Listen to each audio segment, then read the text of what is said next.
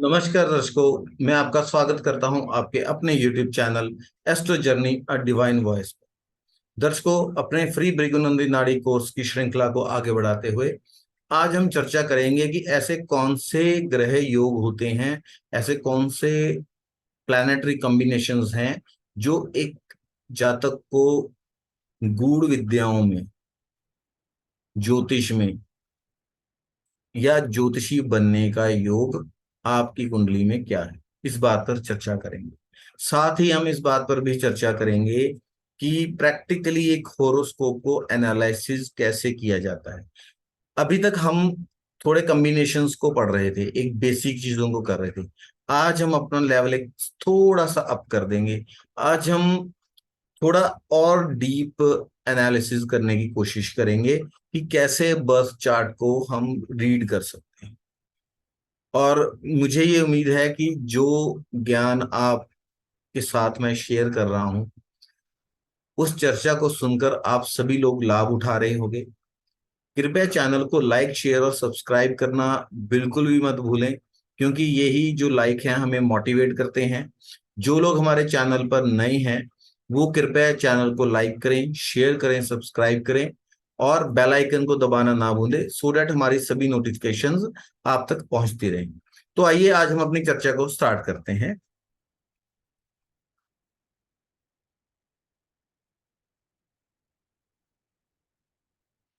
आज हम बात करते हैं कि ऐसे कौन से प्लैनेटरी कॉम्बिनेशन हैं जो जातक को एस्ट्रोलॉजर बनाते हैं। उसमें से सबसे प्रमुख जो कॉम्बिनेशन है, जब क्या होता है कि किसी बर्थ चार्ट में एक ही इवेंट की या एक ही चीज की बहुत एक से ज्यादा प्रोबेबिलिटीज हो जाती हैं, तो वो इवेंट एक स्ट्रांगली जातक की अ, उसमें लाइफ में घटित होता है। तो आप इसमें देखें कि शनि, जो केतु हैं, केतु पुरातन विद्याओं को इंडिकेट करते हैं। ठीक है। केतु हीलिंग को भी इंडिकेट करते हैं, केतु योग को भी इंडिकेट करते हैं, केतु ध्वज भी हैं, केतु अ, अध्यात्म के क्षेत्र को भी इंडिकेट करते हैं। ठीक है। केतु ऐसी किसी भी चीज को इंडिकेट करते हैं जो जिसकी रूट्स हैं। जैसे हमारी संस्कृति, हमारी कल्चर, हमारी पुरातन विद्याएं, हमारी वैदिक विद्याएं जो हैं, हमारे रूट्स की तरह हैं। वो हमारी रूट्स हैं, हमारी जड़ें हैं। लोग बोलते हैं कि मैं अपनी रूट्स से जुड़ा हुआ हूं। ठीक है। उन रूट्स के बिना हम अधूरे हैं और हमारा जीवन जो है खाली होता है। ठीक है। हमारे संस्कार, हमारे हमारा कल्चर, हमारा जो रूट्स हैं वो हमें अपने उससे, समाज से बांध कर रखती हैं। ठीक है। तो जो ये पुरातन विद्याएं हैं, रहस्यम विद्याएं हैं, वो सब केतु के डोमेन में आते हैं। ठीक है। जब केतु जो है शनि के साथ या गुरु के साथ संबंध बनाते हैं, ठीक है, तो इंसान एस्ट्रोलॉजर, योग, ज्योतिष, संस्कृत की स्टडी, पुरातन विद्याओं का अध्ययन करना। ठीक है। जैसे संस्कृत एक बहुत ही प्राचीन अ, भाषा है। संस्कृत का अध्ययन करना, ज्योतिष का अध्ययन करना, ज्योतिष, वैदिक ज्योतिष जो है बहुत पुरातन है। वैसे तो ज्योतिष में जो भी चीजें हैं वो लगभग वैदिक ही हैं, क्योंकि वैदिक का मतलब होता है कि जो समय के साथ कभी भी पुराना नहीं होता, समय का असर नहीं होता जिसके ऊपर। ठीक है। तो जब भी केतु का संबंध जो है आपके शनि के साथ बनता है या गुरु के साथ बनता है, तब आदमी, जो इंसान है, वो ज्योतिषी हो सकता है। प्रबल संभावनाएं रहती। तो यहां पर आप एक चीज और नोटिस करें कि ये चीज मैं आप लोगों को बता चुका हूं कि भृगुनंदी नाड़ी के अंदर संबंध बनने से क्या मतलब है।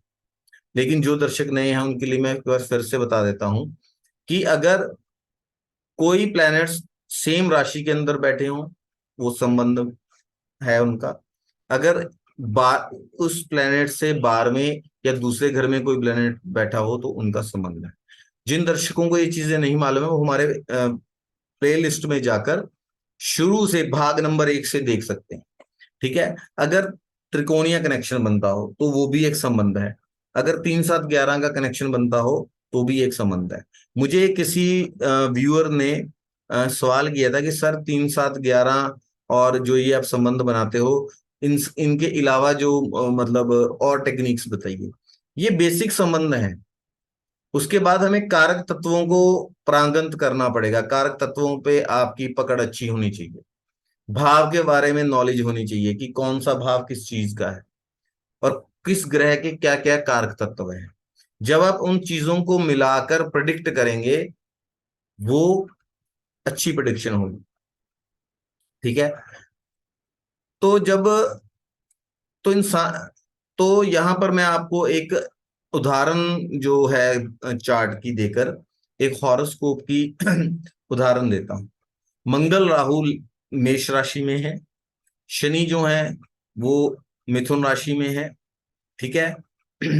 केतु और मंगल जो हैं वो सप्तम में है। शुक्र जो है वो नवम में है। और 11वें घर में जो है 11वें भाव में बृहस्पति सूर्य और बुध है। ठीक है। अब दोस्तों यहां पर आप एक चीज नोटिस कीजिए। एक तो है ज्योतिषी बनना। अब जो इंसान ज्योतिषी होता है उसमें एक तो लर्निंग कैपेसिटी होनी चाहिए, फिर उसको ज्ञान होना चाहिए। ठीक है। ज्ञान के कारक और वो जातक जो है वो गाइड भी है। अब ज्ञान के कारक और गाइडेंस के कारक जो हैं बृहस्पति हैं, विजडम। क्योंकि जब आप किसी को गाइडेंस देते हैं, उसको काउंसलिंग करते हैं, तो आप में विजडम होनी चाहिए। ज्योतिष को सीखने के लिए आप में लर्निंग पावर भी होनी चाहिए। तो एक ग्रह जो होता है वो मेनली उस कारक को गवर्न करता है, लेकिन बाकी ग्रह भी उसमें कंट्रीब्यूट करते हैं। ठीक है। अब इस चार्ट को हम लेते हैं। इस हॉरोस्कोप के अंदर, जन्म कुंडली के अंदर शनि जो है वो त्रिकोणीय संबंध बना रहे हैं केतु से। ठीक है। और बृहस्पति जो है त्रिकोणीय संबंध बना रहे हैं केतु से। अब यहां पर दोनों कंडीशंस फॉलो हो रही हैं स्ट्रांगली। बृहस्पति और केतु का जो है संबंध बन रहा है और शनि और केतु का संबंध बन रहा है। अब यहां पर एक देखिए, हमने पिछले वीडियोस में किया था ज्ञान योग। ज्ञान का योग क्या है? हमने बात की थी कि बृहस्पति केतु और बुध का जब संबंध बनता है तो ज्ञान योग का निर्माण होता है। ऐसा आदमी ज्ञानी होता है, लर्नर होता है।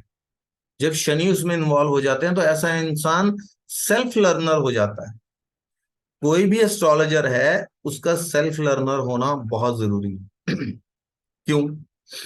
देखिए, आपने कहीं से कुछ सीखा, उसके बाद आप जन्मपत्री देखते हैं। जब आप जन्मपत्री देखते हैं तो कई बार आप देखेंगे कि कोई योग आपने सीखा है वो लग नहीं रहा।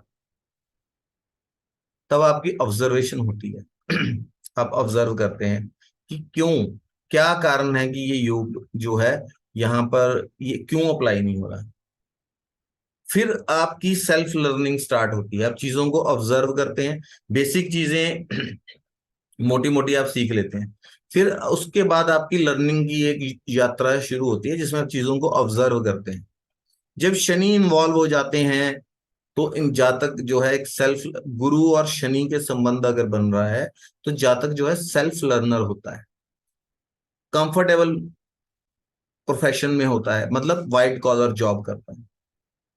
सेना में भी चला जाएगा ना, पता लगेगा उसको ऐसा कोई संबंध कार्य दे दिया जो उसे मतलब दौड़ भाग नहीं करनी पड़ रही है।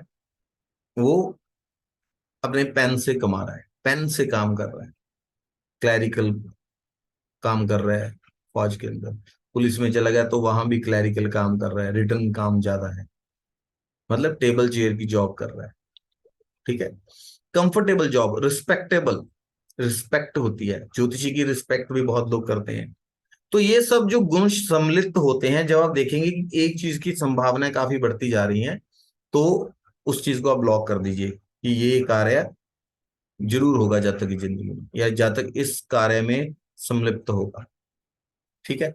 फिर अब यहां पर एक चीज मैं आपको और बताऊं कि जैसे ज्योतिष जो है गुरु ज्ञान का कारक है, तो शुक्र का भी ज्योतिष में बहुत बड़ा हाथ है। जिसका शुक्र जो है नाइन्थ हाउस में है, गुरु से मिला हुआ है, या नाइन्थ हाउस में है, ऐसा जो इंसान होता है वो भृगुनंदी नाड़ी जरूर सीखता है। ठीक है। तो आज हमने इसमें देखा कि ये जो बर्थ चार्ट है, ये एक फेमस एस्ट्रोलॉजर हैं साउथ इंडिया के, सूर्य नारायण राव जी, उनका बर्थ चार्ट है जिनकी हमने एग्जांपल दी। एक हम और एग्जांपल लेंगे। ठीक है। हम इस चार्ट में देखिए कि राहु दूसरे घर में है, शनि जो है फोर्थ हाउस के अंदर है, कर्क राशि के हैं, सूर्य वर्गो के हैं, कन्या के हैं, बुध मंगल और बृहस्पति जो है सेवंथ हाउस में शुक्र के घर में है, केतु और शुक्र का संबंध है एट्थ हाउस में वृश्चिक राशि में, और चंद्रमा जो है वो दसम स्थान पर है मकर राशि के अंदर। ठीक है। अब आप देखिए गुरु के अगले घर में केतु है। हमने बोला था जिस प्लेनेट से सेकंड हाउस में कोई प्लेनेट हो, ठीक है, केतु है गुरु के अगले घर में। और जिस घर में, फिर हमने एक डिपॉजिटर थ्योरी पे भी काम किया है कि जिस घर में केतु है उस घर का जो मालिक है मंगल है, वो बृहस्पति से संबंध बना रहे हैं। ठीक है। मंगल और शुक्र का क्या है, एक्सचेंज है। सेवंथ हाउस का लॉर्ड होकर जो है परिवर्तन योग है, शुक्र अष्टम में बैठा है। अष्टम वैसे भी गुप्त ज्ञान को रिप्रेजेंट करता है। ठीक है। और आप यहां देखिए शनि जो है त्रिकोणीय संबंध बना रहे हैं केतु के साथ। और आप देखिए फिर से ज्ञान योग का एक तरह से निर्माण हो रहा है। बुध जो है बृहस्पति के साथ हैं, अष्टम के लॉर्ड के साथ हैं, और केतु बुध से अगले घर में। इसके कुछ नेगेटिव इफेक्ट्स भी होते हैं, और भी कई प्रेडिक्शंस निकलती हैं इससे। ये एक प्रेडिक्टिव एस्ट्रोलॉजी की बात हो रही है यहाँ पर। कैसे चार्ट को कैसे देखना है, यही एक सबसे बड़ी कला है। जिसने ये डेवलप कर ली उसकी, वो आगे निकल जाता है। यही तो बात है, छोटी छोटी चीजों को ऑब्जर्वेशन में लेके आना, ऑब्जर्व करना, फिर हम किसी रिजल्ट पे पहुंचते हैं। तो ये जातक जो हैं, ये भी जो हैं मतलब ज्योतिषी हैं। ठीक है। अब हम बात करेंगे किसी हॉरोस्कोप को, किसी जन्म कुंडली को थॉरली कैसे एनालिसिस किया जाता है, और साथ में हम ये भी देखेंगे कि ट्रांजिट में उसकी लाइफ में के जो इवेंट्स हैं वो कैसे घटित हो रहे हैं। ठीक है। आइए अब हम इस उसको देखते हैं। राहु दूसरे घर में है, शुक्र के घर में है, और सूर्य बुध और शनि जो है कर्क राशि के अंदर है। शुक्र जो है पंचम में है सूर्य के घर में, और जो बृहस्पति और मंगल है वो छठे स्थान में है कन्या राशि में बुध के घर में। ठीक है। चंद्रमा जो है वो सप्तम में है, और केतु जो है वो अष्टम में है। ठीक है। अभी थोड़ा एनिमेशन की वजह से थोड़ी सी प्रॉब्लम है इसमें। ठीक है। सबसे पहले आप देखिए कि बृहस्पति जो जीव है, जो आपकी फ्री विल जो है, आपके डिजायर, आप किस तरीके, आपकी इच्छा शक्ति को रिप्रेजेंट करता है कि आप क्या करना चाहते हैं इस जीवन में, जीव की जो यात्रा है वो कैसी है, उस पे मंगल का प्रभाव है। जातक शॉर्ट टेम्पर्ड है। ठीक है, गुस्से वाला है। जातक लॉजिकल है। जातक टेक्निकल है। ठीक है, उसमें टेक्निकल, तकनीकी गुण भी होगा क्योंकि लॉजिकल है। जातक जो है एम्बिशियस है, जातक एनर्जेटिक है, स्पोर्ट्स में भी जा सकता है, स्पोर्ट्स का उसे शौक है जातक को। ठीक है। जातक जो है विवादों में भी घिरा रहता है, क्योंकि उस पराक्रम का कारक है मंगल। छठे और मिथुन राशि और कन्या राशि जो है उसका लॉर्डशिप है बुध के पास। ठीक है। पराक्रमी है क्योंकि और फिर सिक्स्थ हाउस में जा रहा है, जिसका लॉर्ड जाकर बुध जो है फोर्थ हाउस में बैठ गया है। ठीक है। लड़ाई झगड़े, रोग ऋण रिपू, ये चीजों को दर्शाती हैं ये चीजें। ठीक है। तो ये चीजें जातक के साथ जीवन में लगी रहेंगी। हम देखेंगे कि कैसे ये चीजें जातक के जीवन में घटित होती हैं। ठीक है। अब आप देखिए कि जो चंद्रमा है वो शुक्र जो है चंद्रमा से 11वें घर में बैठा हुआ है। तो 3 7 11 के हिसाब से चंद्र भी शुक्र को देख रहा है। ठीक है। और आप देखिए कि बृहस्पति जो है शुक्र और चंद्र के बीच में है, और मंगल वहां पर है जो एनर्जी को भी रिप्रेजेंट करता है। और वो किस घर में है? लड़ाई झगड़े के घर में है, पराक्रम का कारक होकर। और उसका जो लॉर्ड है थर्ड हाउस का और सिक्स हाउस का जो लॉर्ड है वो बुध है। ठीक है। और वो शनि के साथ बैठा हुआ है। शनि सौरों को, दुख को भी रिप्रेजेंट करते हैं। सूर्य जो है पिता का कारक है। ठीक। अब ये फोर्थ हाउस इस जातक की लाइफ में काफी सिग्निफिकेंट रोल प्ले करने वाला है। अब हम इसको, इसकी चर्चा करेंगे। अब हम देखें कि ये बात मैंने ऑलरेडी डिस्क्राइब कर दी है कि जो चंद्र है वो शुक्र से को देख रहा है। तो जातक की जिंदगी में सेक्सुअल थॉट्स बहुत हैं। ठीक है। मल्टीपल अफेयर्स हैं। क्यों है? चंद्र जो है चीटिंग को भी रिप्रेजेंट करता है। शुक्र जो है फिफ्थ हाउस में बैठा हुआ है, चंद्रमा शुक्र के घर में बैठा है, एक दूसरे को एस्पेक्ट दे रहे हैं।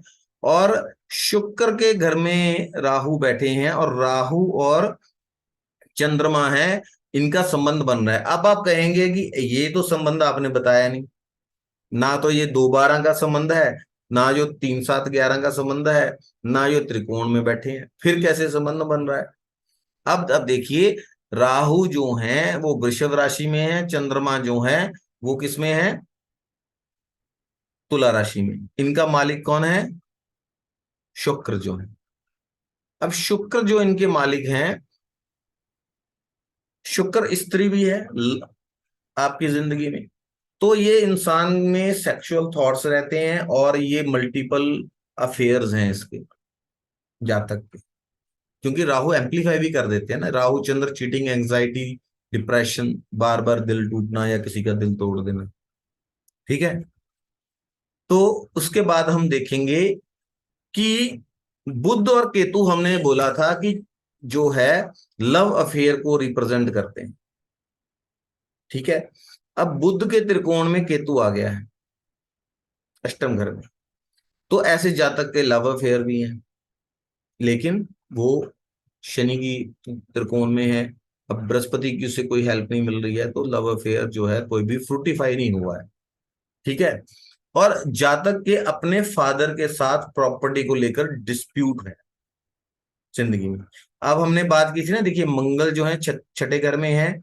छठे घर का स्वामी सूर्य के साथ बैठा हुआ है, फोर्थ हाउस में बैठा है। फोर्थ हाउस प्रॉपर्टी जो है आपकी, सूर्य फोर्थ हाउस में बैठा है, पिता। ठीक है। सिक्स्थ हाउस का जो स्वामी बुध है वो बैठा है केतु के त्रिकोण में है। जब केतु और बुध का संबंध होता है तो प्रॉपर्टी के डिस्प्यूट होते हैं। ठीक है। फिर आप देखिए कि बृहस्पति जो है वो बीच में फंसे हुए हैं शुक्र और चंद्र के। अब शुक्र जो है वो पत्नी है, चंद्रमा जो है माता है। और इनकी माता और पत्नी का झगड़ा हमेशा ही रहता है, और ये जातक उसमें पिस रहा है। और आप देखिए कि जो बुध हैं वो भी केतु के साथ ट्राइन कनेक्शन बना रहे हैं, तो बुध बहन को भी रिप्रेजेंट करता है। तो जातक अपनी बहन से और उसकी बहन जातक से भी खुश नहीं है, मतलब उनके संबंधों में भी खटास है। आप देखिए कि इस एक चार्ट से हमने क्या कुछ निकाल रहे हैं। ठीक है। फिर आप देखेंगे कि शुक्र जो है जातक के शनि से दूसरे घर में बैठा है, अगले घर में। तो शनि से संबंध बन रहा है। तो जातक के पास अपना व्हीकल भी है, गाड़ी भी है, अपना घर भी है। जब शुक्र शनि को देखता है या शुक्र का प्रभाव शनि पर आता है, तो हमने डिस्कस किया था कि जातक जो है अपना पैसा भी कमा लेता है, घर भी बना लेता है, गाड़ी वगैरह भी खरीद लेता है, लग्जरीज लाइफ की इंजॉय करता है। ठीक है, ये चीजें भी हैं जातक की जिंदगी में। फिर उसके बाद आप देखिए कि सूर्य और शनि, ये मैंने स्पेस की मैनेजमेंट के लिए लिखा है, सूर्य शनि को यहां मत समझिएगा। हम डिस्कस कर रहे हैं सूर्य शनि एक ही घर में है। सूर्य और शनि क्या रिप्रेजेंट करते हैं? गवर्नमेंट, राजनीति। ठीक है, तो जातक जो है सरकारी नौकरी पर है। ठीक है, और आप देखिए कि शनि जो है, शनि बुध के साथ है, बुध पे सूर्य का प्रभाव भी है, और सॉरी शनि पे बुध और सूर्य दोनों का प्रभाव है। तो गवर्नमेंट जॉब में है, और जातक पार्ट टाइम मतलब जो है एक सेकंड बिजनेस के तौर पर एक स्टेशनरी शॉप को भी चला रहा है। ठीक है, अब आप देखिए जो मंगल है और केतु है, 6 8 के प्लेनेट जो है वो मिले मिलाए होते हैं, एक दूसरे पे असर करते हैं। ठीक है, और शनि पर केतु का प्रभाव भी है। जब शनि और केतु होते हैं ना, तो ये मेहनत वाला काम, पैटी जॉब्स को भी रिप्रेजेंट करता है। तो जातक जो है क्या कर रहा है? कारपेंटर। क्यों? अब देखिए मंगल 6 हाउस में है, उसका लॉर्ड शनि के साथ बैठा हुआ है। केतु जो है वो चीजों को मतलब तराशने वाले, कट करने वाले काम। 3rd हाउस का लॉर्ड भी है, तो हाथों का भी एक मेन रोल आ गया है। ठीक है, तो अब यहां देखिए कि जातक जो काम क्या करता है, आ, उसका करता है कारपेंटरी का काम।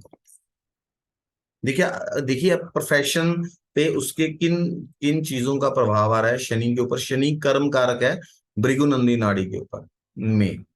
तो जातक के जीवन में क्या क्या जो कार्य है वो कर रहा है अपने जीवन यापन के।